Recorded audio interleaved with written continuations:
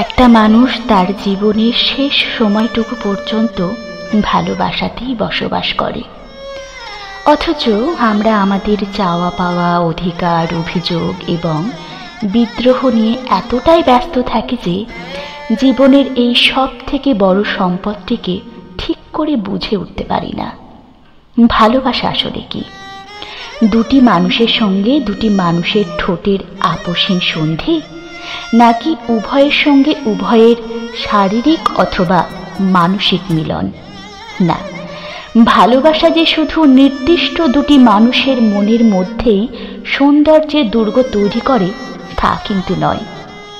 আস্থা, বিশ্বাস ইত্যাদি সঙ্গে নিয়ে প্রকৃতপক্ষে মানুষের প্রতি মানুষের একটা মানসিক দূরত্বহীন যত্নের নামই ভালোবাসা।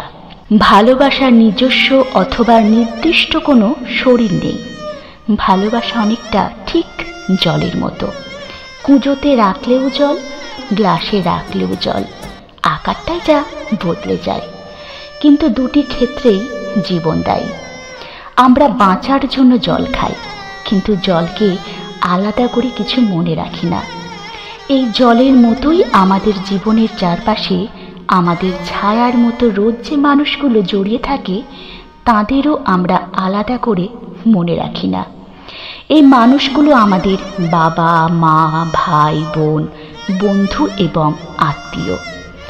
আমাদের ব্যস্ততম জীবনের নিঃশ্বাস প্রশ্বাসের মতো এই মানুষগুলোকে কখনোই বলা হয়ে ওঠে না, বাবা, মা বা আত্মীয় তোমাকে ভালোবাসি, ভাই, বোন অথবা বন্ধু তোকে ভালোবাসি। ভালোবাসা দুটি মানুষের মিলন সম্পদই শুধু নয়, ভালোবাসা আমাদের প্রতিটি মানুষের ভালো ঠিকানা। ভালোবাসা আমাদের প্রতিটি মানুষের ভালোর ঠিকানা।